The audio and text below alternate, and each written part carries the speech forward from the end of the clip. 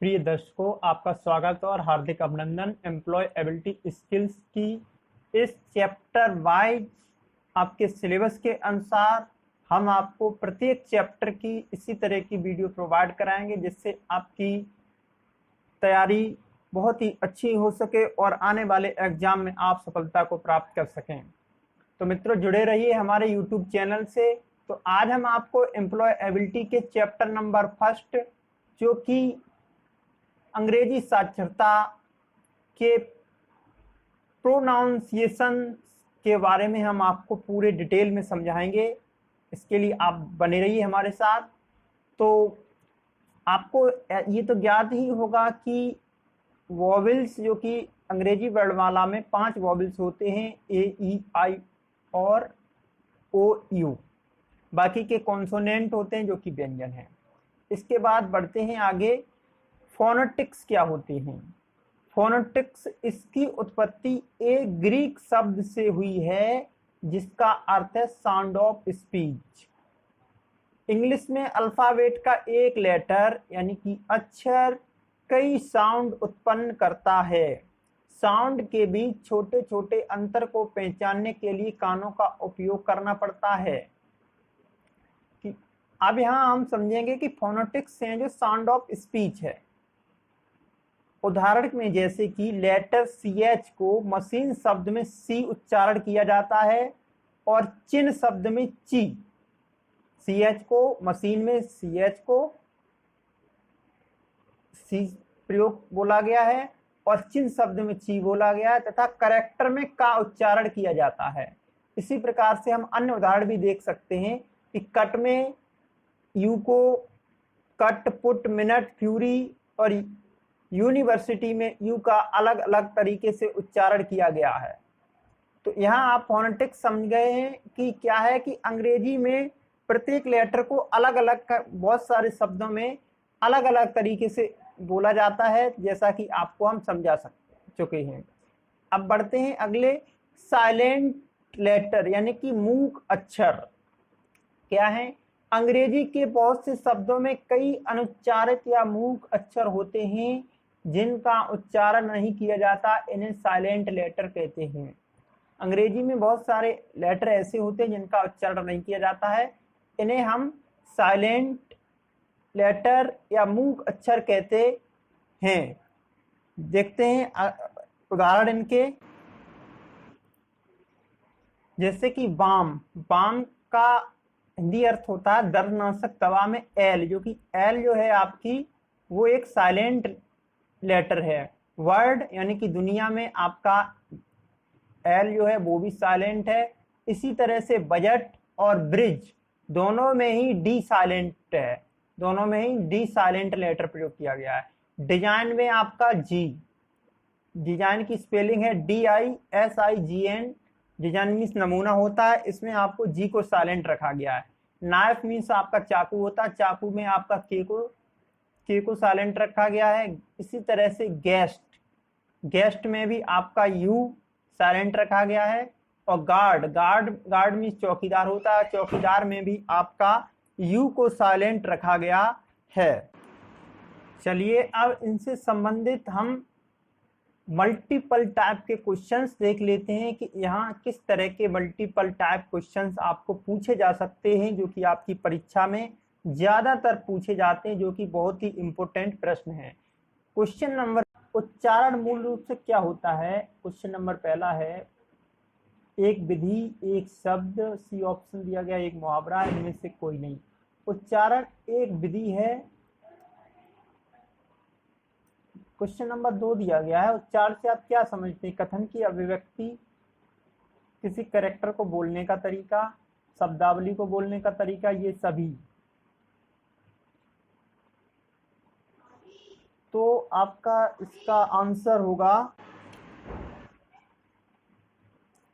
Option number D, correct answer होगा। ये सभी उच्चारण ही है, किसी कथन की अभिव्यक्ति करना या किसी कैरेक्टर को बोलने का तरीका या किसी शब्दावली यानी कि किसी शब्द को बोलना, ये सब आपके उच्चारण में ही आते हैं।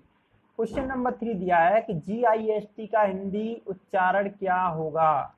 GIST मीन्स जिस्ट मीन्स होता है आपका सार, गिस्ट जी नहीं, ये तो गलत है, जिस्ट जी हाँ। इसका करेक्ट आंसर होगा ऑप्शन नंबर बी, गेस्ट भी नहीं पढ़ा जाएगा इसको और जेस्ट भी नहीं पढ़ा जाएगा।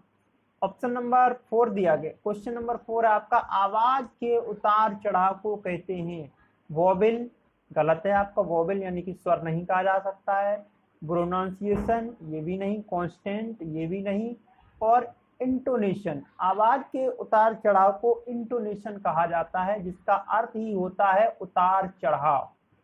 क्वेश्चन नंबर 5 दिया गया, which one is cardinal number, ये बहुत ही आपका इंपोर्टेंट प्रश्न है। कार्डिनल और ऑर्डिनल नंबर से एक हर बार एक न एक आपको क्वेश्चन जरूर पूछा जाता है।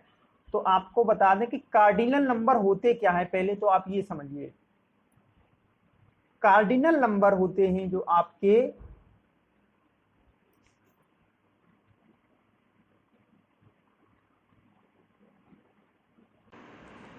ऐसे मान लीजिए आप, जैसे कि कोई ग्रुप है, मान लीजिए इस ग्रुप में 20 लोग हैं, तो इसमें आपको 1 2 3 इस तरह की काउंटिंग बताता है, तो ये इस तरह का आपका नंबर होता है, वो कहलाता है कार्डिनल नंबर। इंग्लिश में समझिए तो that's so many of the something they are such as 1 2 3।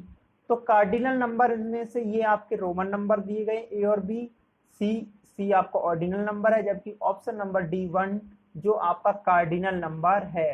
Question number next दिया गया, which one is ordinal number. Ordinal number क्या होते हैं, ऑर्डिनल जो भी नंबर होते हैं वे किसी भी ग्रुप में या कहीं भी आपको पोजीशन शो करते हैं कि इसकी क्या स्थिति है, जैसे कि फर्स्ट सेकंड थर्ड, तो इसमें आपका ऑर्डिनल नंबर जो होगा आपका option number C 5th। Next question दिया गया आपको 7 कि निम्न में से बेमेल शब्द है, क्रीप, कीप, स्लीप, ड्वेल। आपका बेमेल शब्द जो है आपका ड्वेल है, क्योंकि ऑप्शन नंबर ए में डबल ई प्रयोग किया गया, यहाँ भी डबल ई और इसमें भी डबल ई, यहाँ ई किसी भी स्वर के बाद में, किसी भी कॉन्सोनेंट के बाद ईप का आपका प्रोनाउंसिएशन उच्चारण हो रहा है, जबकि ड्वेल जो कि अलग है। बढ़ते हैं अगले प्रश्न की तरफ, जो कि आप स्क्रीन पर देख सकते हैं। अगला प्रश्न है आपका कि the way a word is spoken is called, मतलब किसी भी शब्द को कहने का तरीका क्या कहलाता है, प्रोनाउन जी नहीं, प्रोनाउन मीन्स सर्वनाम नहीं, प्रोनाउंसिएशन, सिलेबल या वोवेल। तो किसी भी शब्द को कहने का तरीका, बोलने का तरीका आपका प्रोनाउंसिएशन कहलाता है। तो क्वेश्चन नंबर 8 का आपका आंसर होगा option number B. Question number 9, main objective of a resume is to. Main objective किसी भी रिज्यूम को क्यों, यानी कि मुख्य उद्देश्य रिज्यूम का क्या होता है, डिजाइन ए कवर लेटर, जी नहीं, ये आपका ऑप्शन नहीं होगा। ऑप्शन बी दिया सेंड ए ईमेल, ईमेल भेजना मेन ऑब्जेक्टिव, जी नहीं। ऑप्शन नंबर डी दिया चूजिंग ए गुड पोजीशन, अच्छा स्थान सिलेक्ट करना, जी नहीं। Option number C get a call for interview, जब आप कहीं इंटरव्यू के लिए जाते हैं या कहीं आपके लिए इंटरव्यू की कॉल आती है तो आप सबसे पहले वहां पर आप रिज्यूम पेश करेंगे। ऑप्शन नंबर आपका होगा सी इसका आंसर। क्वेश्चन नंबर 10 दिया, अंग्रेजी बोलने के लिए महत्वपूर्ण घटक है, what is the important component to speak English. Number 1 confidence यानी आत्मविश्वास, बी अभ्यास, सी शब्द, ये सभी। तो अंग्रेजी बोलने के लिए आपके पास आत्मविश्वास भी होना चाहिए, अभ्यास भी होना चाहिए और आपके पास शब्द वर्ड भी होना चाहिए। तो आपका करेक्ट आंसर होगा ऑप्शन नंबर डी। किसी सीवी या रिज्यूम के कंटेंट क्या होंगे, शीर्षक, शिक्षा, कार्य अनुभव, ये सभी। यानी कि किसी भी रिज्यूम में आपका शीर्षक भी होना चाहिए, आपकी क्वालिफिकेशन यानी कि शिक्षा भी होना चाहिए, एक्सपीरियंस भी होना चाहिए, और इस प्रकार इसका आंसर होगा आपका क्वेश्चन नंबर 11 का option number D. Next question है आपका कि सीवी का पूर्ण रूप क्या है। सीवी जिसका कि रिज्यूम भी कहा जाता है इसको, करिकुलम विटा नहीं, करिकुलम वित्रा, जी नहीं, ये भी नहीं होगा आपका, करिकुलम वाइटी, ये भी नहीं। ऑप्शन नंबर डी होगा करिकुलम वाइटी। करेक्ट आंसर होगा आपका रिज्यूम का फुल फॉर्म, यानी कि सीवी का होता है फुल फॉर्म करिकुलम वाइटे। बढ़ते हैं अगले प्रश्नों की तरफ। अगला क्वेश्चन नंबर 13 दिया गया है कि सकम शब्द में मूक अक्षर है, यानी कि साइलेंट लेटर जो सकम शब्द है इस माने आपका होता है हार जाना या मर जाना। इसमें आपका मूक अक्षर क्या है? तो यहाँ पर मूक अक्षर बी है, जो कि बी को यहाँ पर नहीं बोला गया है। तो सकम में आपका मूक अक्षर जो है आपका बी है। नेक्स्ट क्वेश्चन नंबर 14 है कि नाइफ मीन्स चाकू होता है। चाकू शब्द यानी कि नाइफ शब्द में मूक अक्षर क्या है? के। इसमें आपका इसको किनायफ न पढ़ के नाइफ पढ़ा जाता है, तो इसमें आपका मूक लेटर जो है वो आपका के है। क्वेश्चन नंबर 15 बजट शब्द में मूक अक्षर यानी कि साइलेंट लेटर क्या है बजट शब्द में? तो बजट शब्द में आपका जो साइलेंट है बजट यानी कि डी है, जो आपका ऑप्शन नंबर बी वो आपका साइलेंट लेटर है बजट में। क्वेश्चन नंबर 16 दिया गया अक्षर जी के बाद EIY तो सी का उच्चारण क्या होता है? तो इसका उच्चारण आपका होता है सा। ऑटम, ऑटम मीन्स होता है आपका पतझड़। ऑटम शब्द में मूक अक्षर क्या है? तो ऑटम शब्द में आपका मूक अक्षर है एन, जो कि एन को यहाँ पर नहीं बोला जाता, इसको केवल ऑटम ही कहा जाता है। ऑटम मीन्स आपका पतझड़ होता है। क्वेश्चन नंबर 18 दिया गया ऑनर शब्द में मूक अक्षर है।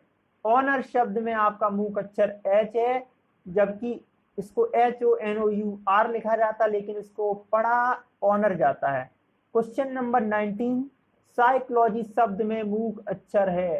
तो साइकोलॉजी शब्द में आपका पी होता है, वो साइलेंट लेटर होता है। तो ये थे आपके कुछ क्वेश्चन MCQ टाइप और इससे रिलेटेड आपके अन्य टॉपिक। तो अब आगे हम आपको जल्दी ही इसका पार्ट 2 देंगे। और अगर आपने चैनल को सब्सक्राइब नहीं किया है तो आप सब्सक्राइब कर लीजिए, ताकि आने वाले सभी कक्षा के आपको एम्प्लॉयबिलिटी के जितने भी भाग हैं उन सभी के आपको मॉडल वाइज पूरे चैप्टर वाइज क्वेश्चन की सीरीज हम आपको प्रोवाइड कराएंगे। आपको आगे दिखा दें, आगे ही हमारा जल्दी